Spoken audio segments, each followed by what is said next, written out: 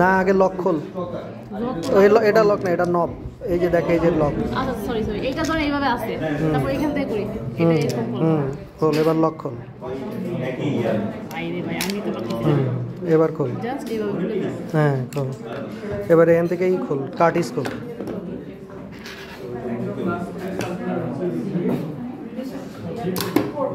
এরকম করলে তো হবে না। এবার কাটিস লাগা।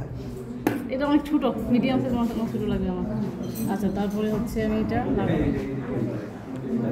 মাথা গোটা ঠিকই আছে, ফার্স্ট এদিকে বসাবো। হ্যাঁ লাগা। তাহলে লাগলো শব্দ। তাহলে খেয়াল রাখতে হবে কি এটা ফুল এক্সপ্যান্ড করতে হবে, মানে এটা খোলা রাখতে হবে। লাগা আগে এই পোর্শন আগে লাগে। শেষ। এবার লক কর, ফুল খোলা অবস্থায় লাগাইতে হবে। ঠিক আছে, ফায়ার কর যা।